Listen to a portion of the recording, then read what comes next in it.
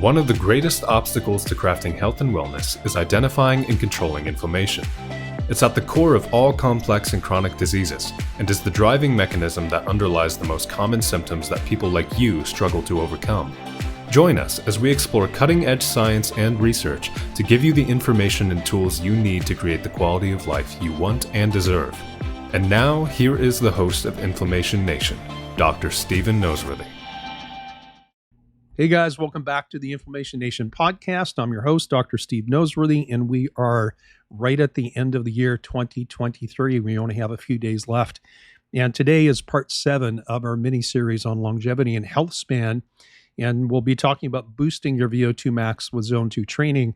And I guess this kind of all fits in with the tenor of the time of year, right? The New Year's right around the corner, New Year's resolutions, and everyone's thinking about how can I do better in 2024 than 2023. Well, honestly, I think everything that we've talked about in the last several months, from the hierarchy of the foundation of health to this whole discussion about longevity and health span, it's all part of that conversation, and it should be part of your thought process. So over the last few episodes, we've talked about the importance of your body's ability to bring oxygen into your bloodstream, to deliver that oxygen to your cells, and then use that oxygen to make ATP, or what we call energy. Scientists often call ATP the currency of energy, and it is. But I'm going to propose that we think of ATP as the currency of life. Now, why do I say that? Well, at the macro level, at the biggest top level view, if you have an absolute lack of oxygen, as in you stop breathing, then of course you're going to die. And without ATP or energy in the muscle cells, your muscles stiffen and go into what we call rigor mortis. Also at that macro level, every aspect of your life and your ability to experience and interact with the world that you live in, the people around you, all of this is predicated on your cells being able to function as they were designed to function.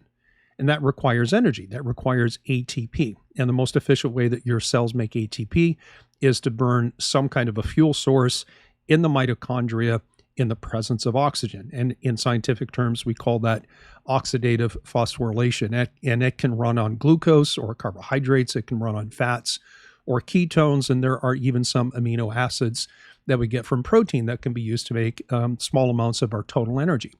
But for maximum efficiency and function, the most efficient way to make energy is to use oxygen to make it. Right now, shifting back to the most recent topic of this mini series on longevity, we talked about your VO2 max. That's the measure of the limit of oxygen that you can take up and use for this process called oxidative phosphorylation. And we often refer to this as someone's aerobic fitness or their aerobic capacity, because the word aerobic means with oxygen. And in a very real way, your limit in your capacity to oxygenate your cells and create energy is a limit on life. It's a limit on life, and it's a limit on health, both longevity as well as quality of life. And in that last episode, I proposed 4 key questions around this topic, and I answered the first 3 in that last episode. And they are, what is your VO2 max? We defined that. How do you know what your VO2 max is? And I gave you a couple of ways to test yourself. What should your VO2 max be based on your age and your gender? You can easily Google that and find resources. And finally today, and this is the 4th question that we didn't get to, is how do you get from where you are to where you should be? In other words, how do you train and improve your VO2 max? And that's going to take us a couple of different episodes to talk about, because I want to make sure that you have as much information as necessary to make good quality decisions about how you're going to be entering 2024. Now, like many topics in the world of health, wellness, and fitness, there's often robust debate about concepts like this. And I don't think that there will be many exercise physiologists or scientists, researchers, or even clinicians who would disagree that there's a downside to having low VO2 max capacity. They won't disagree about the value of increasing that. But where we do see a lot of debate is, how do we best increase it? What are the strategies? What's effective? What's efficient? So on one hand, we have the long, steady duration cardio advocates. And on the other hand, we have those who advocate high intensity interval training, or what's commonly called HIIT And I'll use these terms interchangeably as we go through the next couple of episodes. And then we have those that say that there's value to both. I tend to fall in the middle. I'm more of a centrist, if anything. So today we're going to talk about what Zone 2 is. We're going to talk about high intensity interval training, HIIT, or you could also say Zone 5 training. They'll kind of speak around the same ideas and concept. We're going to talk about how to do them. And we're going to look to the research to inform our decisions about choosing one or the other, or some mixture of both. But let's talk about first things first. Before we dive into the details, let's build a mental framework, a way to think about these things, which allows us to hang the details on that framework in a way that everything starts to make sense. One of the problems that you might find is that there's no universally accepted definition of what Zone 2 is versus Zone 5. Yeah, we might have some consensus, but there's no central authority that says Zone 2 is this, Zone 5 is this. So in an effort to make this as easy as possible, most experts offer a heart rate-based way of dividing exercise of different intensities into different training zones. Zone 1, 2, 3, 4, 5, etc. And the way they do this is they suggest that you start by calculating your theoretical maximum heart rate. And that's basically a way to do it without going into a physiology lab and actually pushing yourself to the max to see how high your heart rate can go. So we start by calculating your theoretical maximum heart rate, and then we apply a certain percentage of that to find your target heart rate or your training heart rate for a given zone. So the heart rate that you might use for Zone 2 training is going to be different than you would use for Zone 5 or some kind of high intensity interval training. And a simple Google search of Zone 2 heart rate is going to show you many results that break exercise intensities down into either 5 or sometimes 6 training zones. And again, it's important to note that these training zones are simply a way for us to gauge exercise intensity and to understand the training effect or the adaptations that we can expect from whatever time we're investing. And these training zones they're not set in stone, and there's some disagreements about where one zone ends and another zone begins. And so this whole paradigm, this mental framework, is useful as a guide, but it's not a hard and fast rule. And when we get to the how part of this discussion, we're going to use Zone 2 percentages based on heart rate as a starting point that we're going to need to refine, or you will need to refine, and you will need to individualize for yourself. Now, before I go any further, let me give you my CYA statement.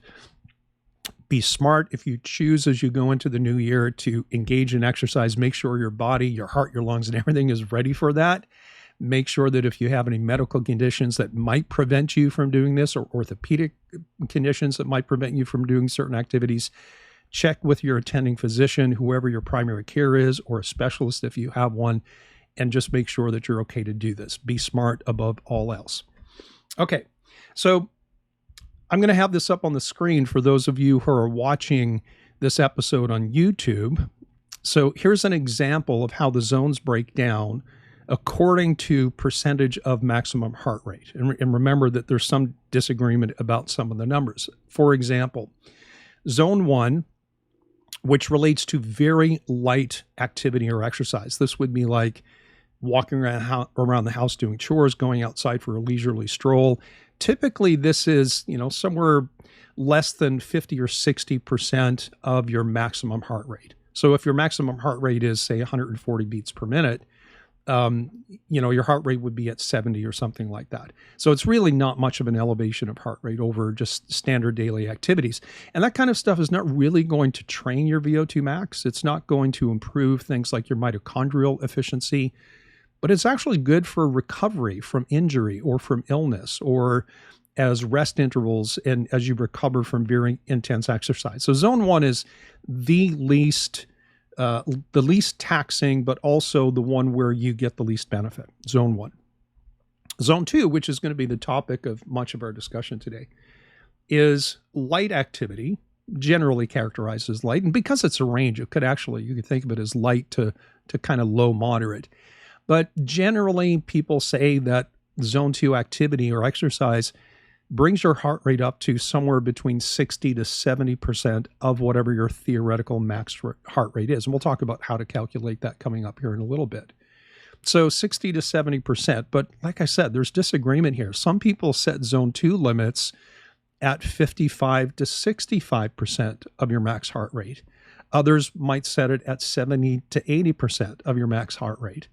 So there's kind of a bit of a range. Like zone 2 could be anywhere from 55 to 80% of whatever your theoretical max heart rate is. And that's a wide range. And so it's very difficult to say just in general, well, zone 2, you have to train at X% of your heart rate, and that's going to work for everyone. This is why we use heart rate as a beginning. And we have a methodology to be able to individualize that for you. And we're going to talk through all of that.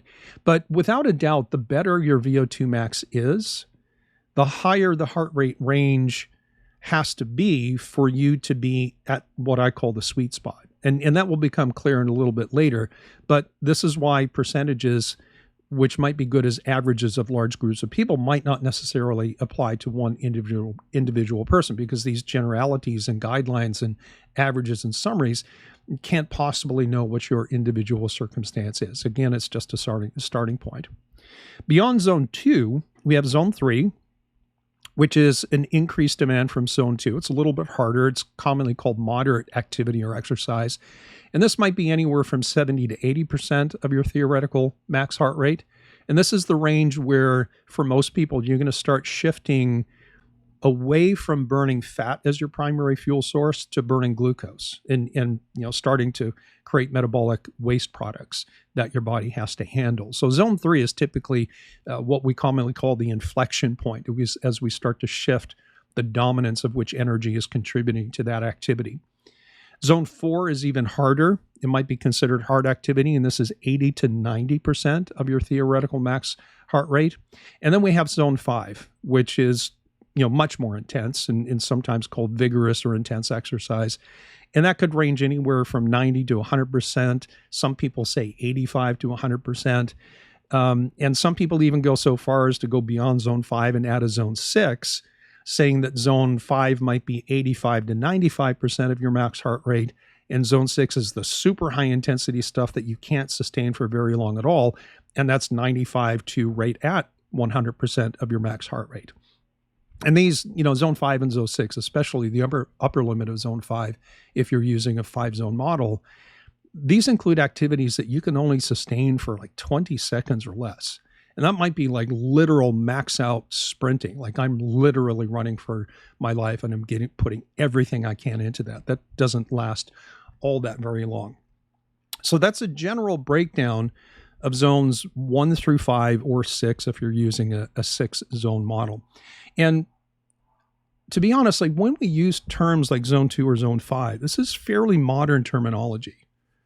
And it's terminology, again, that we use to distinguish not just different cardio training categories, but also to indicate two pretty key things. And that is the type of muscle fibers that you're using for that activity and which energy systems are used in each one. Now, this gets a little bit complicated, but this is part of what you're getting out of zone 2 or zone 5 training. Personally, I like to know some of these details. It makes a difference to me because I like to know why I'm doing something, especially if I'm doing something that I don't particularly enjoy. I want to know that there's a payoff. I want to know that there's a benefit. So, for example, to give you a little bit more detail on this, we have 3 or 4 energy systems that fuel our activities. And we have 2 general muscle fiber types in our skeletal muscle. So let's talk about these 3 or 4 energy systems first. And I say 3 or 4 because some people combine the first 2. I'm going to use a 4 energy system model here. And, again, some people say 3 and they just simply combine the first 2 because they're so tightly related. And again, I'll pop this up on the screen for anybody who's watching on YouTube. We can look at these energy systems from several different perspectives. We can look at different energy systems and categorize them as to the rate and capacity at which they produce ATP or energy for us. We can also look at them through the lens or the perspective of the energy and time domains that they serve. So, for example, some of the energy systems are used only for very high energy but very low duration activities. These will not require a lot of speed, a lot of power. We can also connect these different energy systems to our 5 or 6 different training zones And we can look at the primary fuel source that's used, and we can talk about the metabolic waste products that are created from these different energy systems that the body has to somehow manage, or else there's going to be a limit on the activity that we have. So again, I'll put this up on the screen for people on YouTube.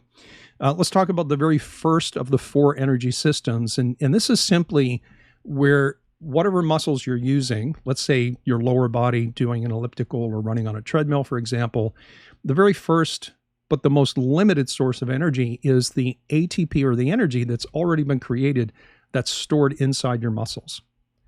And the stored ATP, again, you have a very limited supply of this, but you can create energy from it very quickly because it's already there, right? Remember, ATP is the currency of energy.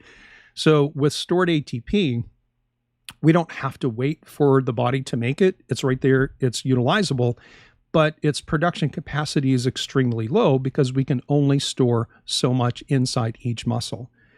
And the stored ATP basically serves very high, quick demand activities that typically last only 3 to 5 seconds, right? Think of this as the spark that gets things going, particularly if you're getting ready to do some kind of a high output, high energy, high intensity activity. And as it relates to the zones, this is like your upper limit of zone 5 and your zone 6 stuff. And again, primarily, we're talking about energy stored in the form of ATP in the muscle that's already been created, just sitting there waiting for us to use it. And the good news about this is that the more muscle we have and the more we do these types of activities, the more ATP we can store. And think of it as a very clean burning system. There are really no metabolic waste products that have to be handled or cleared out from this energy system. But remember, it's like a quick burn, it's a flash, and then it's gone. But it does fuel very high intense, very short duration work. Now, closely related to that, and thus some people combine these two together, is what we call the phosphocreatine system. And if you have ever heard of or know someone, or you yourself have ever used creatine monohydrate, for example, as a nutritional supplement to support your exercise, and it's a very well-researched, in my opinion, worthy of consideration supplement to use, creatine monohydrate, this is what we're talking about. We're talking about providing substrate for this phosphocreatine system. And much like the energy that comes from stored ATP, it's very fast, but the potential to make ATP is very low, right? We can only make so much, and it takes time to regenerate. And so just like stored ATP, the energy that we get from the phosphocreatine system fuels very high intense activity, high speed activities, and it really only, because of limited supply, it really only lasts us for maybe 3 to about 20 seconds. It's going to vary slightly from person to person, but that's the average, about 3 to 20 seconds of activity. And this also will equate to the upper limits of like zone 5 or zone 6 training if you're using a 6-zone model. And much like stored ATP, there are metabolic byproducts that come from using both ATP as well as the phosphocreatine system. But there's essentially very little to no waste products. But we can't rely on this. We can't rely on this for sustained activity. And it's only used, again, for very, very short duration, very, very high intensity work. Now, it doesn't mean it's not important, but that's the characteristic. The third energy system is what we call the anaerobic system. And this is what we've been talking about predominantly in the past when we talked about burning glucose for fuel, particularly through this process called glycolysis. And to be honest, you can burn glucose or glycogen either anaerobically or aerobically, right? Aerobically, you convert glucose into pyruvate that goes into the mitochondria, where we use the oxidative phosphorylation Krebs cycle process to make energy from it. So glucose is actually a little bit flexible in that sense. But the anaerobic system, it's still kind of a high energy output, but it's not as high or as fast as stored ATP. It's not as high or as fast as the phosphocreatine system. So we start getting into slightly longer time domains and slightly lower power outputs or intensities, but it's still the power and output and time domain of our anaerobic system, which runs purely on glucose. That is still a moderate to high intensity, And it lasts longer than the other two, but only up to a maximum of maybe 90 seconds to 2 minutes. So anywhere from 30 seconds to about 120 seconds, you're burning predominantly glucose as your primary fuel source.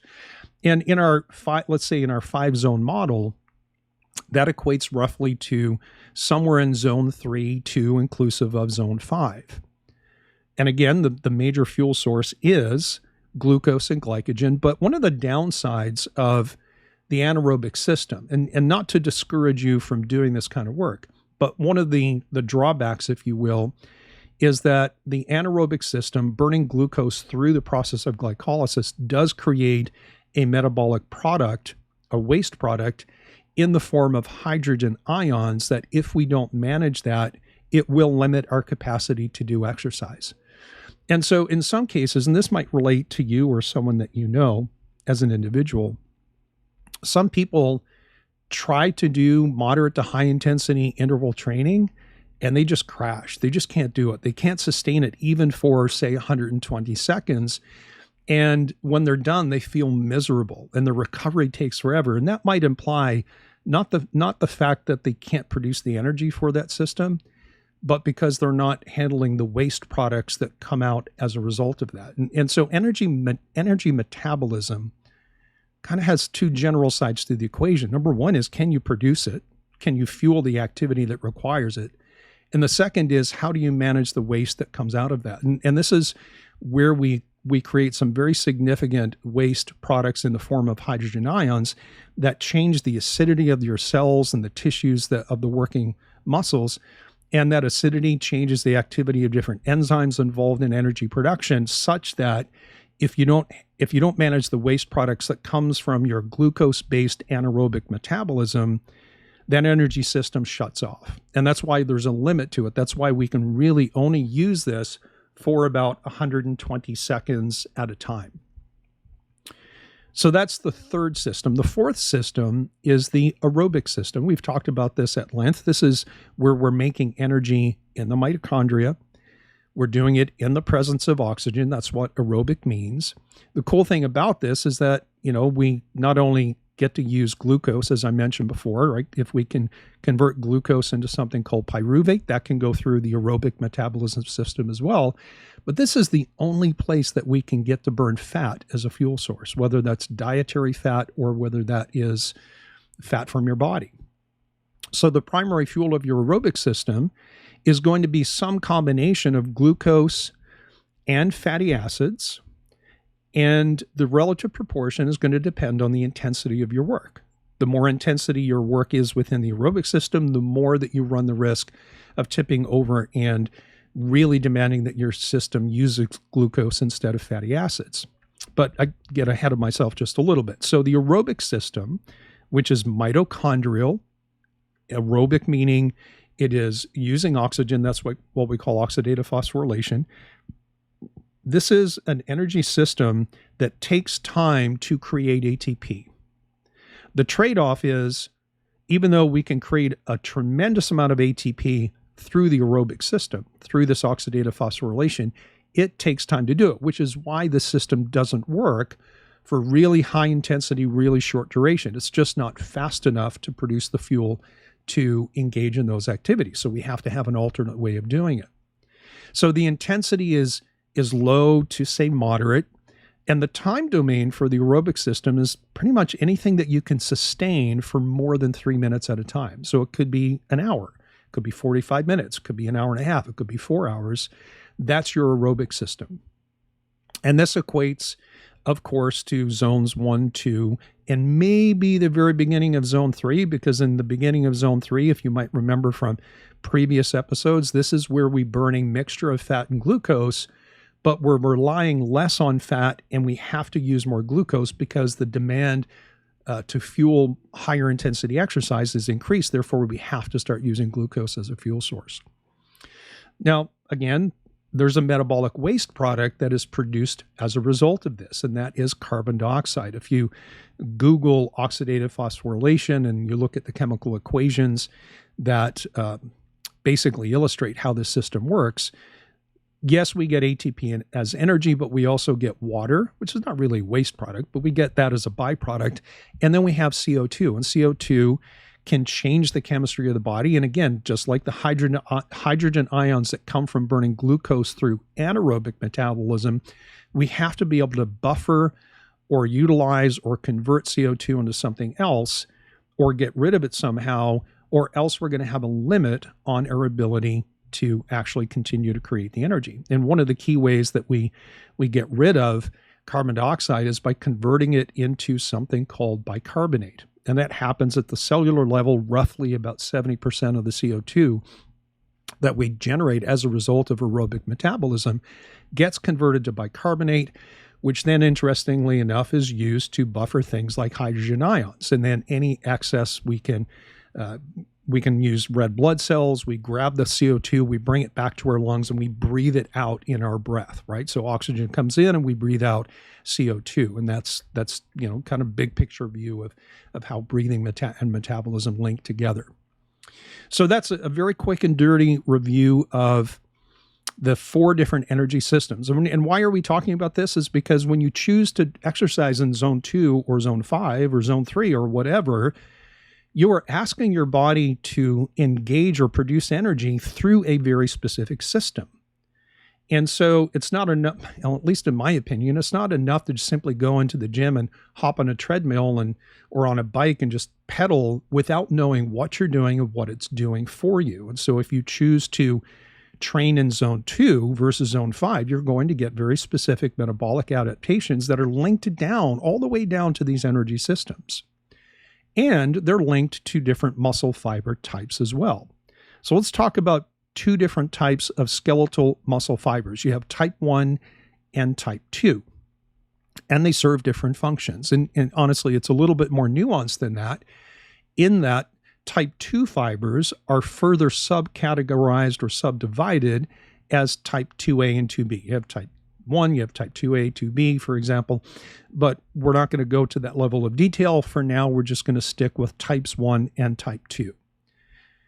In general, type 1 muscle fibers are your long-distance endurance fibers, and people often call them slow-twitch muscles.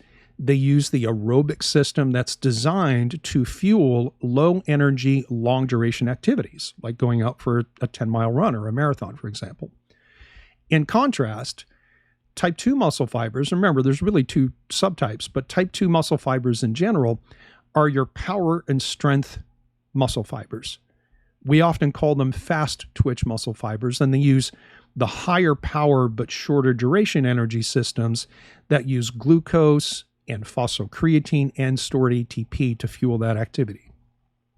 Now, both are important, which is why everybody has a blend of these different muscle fiber types. And for the average person, the split between type 1 and type 2 muscle fibers is about 50-50, and that's a rough estimate.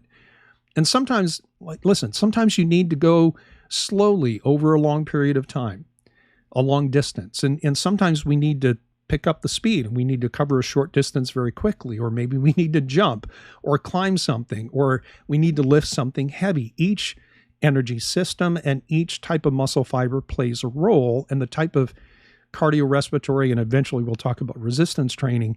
Each one of these training choices has implications for what types of muscle fibers you're using and what energy systems that you're using as well. So while the average person has this 50-50 split between slow and fast twitch muscle fibers, some people are born with a relative dominance of one over the other. And those people who have more slow twitch fibers than fast tend to gravitate towards the endurance sports because they're good at that, just naturally good at it, right? So there are people that, let's say in high school who just they ran cross country because they didn't have to train much for it. They were just good at it naturally. And there were others who were not. So things like long distance biking or running, people who are more slow twitch than fast twitch are going to gravitate towards that because it's easier for them to do. Now, they might struggle with the demands of activities or exercise that requires higher power on output and speed, so there's a trade-off. Other people might have more fast twitch muscles These are the type 2, and they will tend to naturally gravitate towards activities and sports that require speed and strength. They're going to be naturally better at sprinting or jumping or, to get fancy, Olympic weightlifting. But these people might struggle to do the lower power, longer duration activities like jogging a mile or two. And I'll just give you myself as an example. I played basketball and volleyball when I was in high school and college, and even after college. I competed in track and field, but my events were the 100-meter dash, the high jump, and the long jump. And so you can guess that I just naturally gravitated towards the high speed, high power, short duration events and activities. And while I could go play basketball or volleyball pretty much nonstop for a couple of hours, it was torture. If someone said, "Hey, let's go run a mile," I was torture. And I've never run a 3K or a 5K. I have no interest in it. I'm not good at it. And that tells me that these are things I should probably develop within myself. These are capacities that I'm lacking. And yeah, there's some genetics here, right? There's some genetics at play. But the interesting thing is that both fiber types can be trained, right? So if you're an average person with a 50-50 split between type 1 and type 2 fibers, you can bias your muscle fiber type over time with the right training. If you do more endurance training, then your muscles and energy systems will remodel to reflect that. And you will have more slow twitch muscle fibers than you had in the past. And you're going to improve your ability to do these or to use these slow burning energy systems that allow you to go long distances over longer periods of time. On the other hand, if you're an average person and you want to develop the capacity to generate speed and strength and power, you can train to create those adaptations, and your muscles and your energy systems will remodel over time to match that. Which is to say that your genetics are simply a starting point. They're a platform to begin with, and you get to choose how your body functions over time by training these different capacities. And it's important to note that nobody has 100% of one fiber type over another, right? It's all relative percentages. Elite marathoners have about 75% slow twitch fibers, but about 25% of their muscle fibers are still fast twitch. And most of that is the training effect rather than simply genetics. The genetics is their starting point. And if they did nothing but long distance running over time, they develop more of these type 1 slow twitch muscle fibers. And the same is true for things like elite weightlifters and sprinters. These people have about 75% fast twitch muscles, but they still have about 25% slow twitch muscles. For you and me, being non-competitive athletes and seeking health and wellness and longevity, we want sufficient capacity in both systems because both have value. But understand that if you're metabolically deranged, if you're sedentary and deconditioned, neither of your energy systems or your muscle fiber types are working the way that they should to serve your goals of health and wellness. They need to change. You need to improve them, and you need to improve both. Now, just so that you don't get the idea that I've drifted off the topic of cardiorespiratory training into things like resistance training because I've mentioned things like Olympic weightlifting or whatever, here's the link. Aerobic type cardio, what we sometimes call steady state cardio, now most people refer to this as zone 2 cardio, uses your slow twitch type 1 muscle fibers and trains your aerobic metabolism, the burning of glucose and fats in the presence of oxygen. But if you're controlling your heart rate and you're truly in zone 2, you're going to be burning more fat as your fuel in a relative percentage than you will be burning glucose. On the other hand, high intensity interval training like zone 5 training, whether that's, running sprints on a treadmill or doing a hard and fast 500-meter row and then taking a rest and then doing it again. These use fast twitch muscle fibers, and they enhance your anaerobic energy systems and your ability to utilize glucose to provide that quicker, more powerful energy for that activity.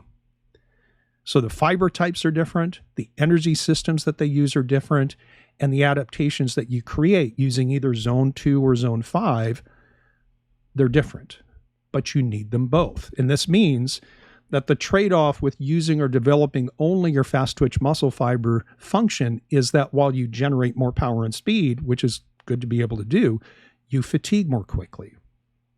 In contrast, if all you do is low and slow zone 2 work, you lose out on all the benefits of zone 5 work or high intensity interval training. And I'll put a plug in here for a later episode. We'll be talking about resistance training at some point.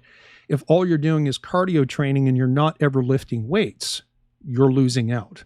If you're only lifting weights and you're not doing cardio, you are also losing out. We want a mixture of all of these different things to serve the goals that we have. So in general, you use your slow twitch muscle fibers for slow, low intensity work that lasts for a longer period of time. And you use your fast twitch muscles when you need higher power, faster speeds for shorter periods of time. Remember a few minutes ago when I told you that there are zone 2 advocates who argue with the zone 5 people and vice versa.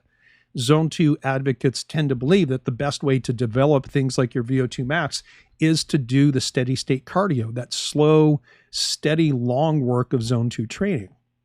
But, says the zone 5 high intensity interval training advocate, these people say, well, I can get the same benefit to my VO2 max by going harder and faster for shorter periods of time, which saves time. And who doesn't want to spend less time in the gym? That's a big part of their argument. And the problem with the argument is that zone 2 and zone 5 are not mutually exclusive. In fact, they are complementary. They both can increase your VO2 max. They both can increase the number of mitochondria you have. They both can increase the formation of new blood vessels in your muscles and in your heart, which improves blood flow, and all of that is good.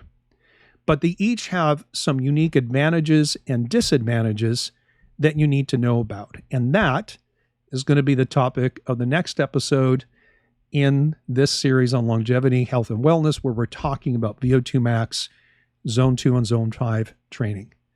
I hope you guys have a great New Year's Eve, and I hope you're looking forward to doing more things, better things, and making a better you in the new year. So for now, Merry Christmas, if I haven't said that, Happy New Year, and I'll see you in the next episode. Thanks for listening to Inflammation Nation. If you enjoyed this episode, make sure you subscribe to our podcast. Be the first to know when a new episode drops so you can stay on top of your game. It also helps others like you find the answers they need. You can use the links in the episode description to check out Dr. Noseworthy's self-learning programs for thyroid, detox, and gut health. Or you can submit a question for the podcast and even reach out to Dr. Noseworthy directly.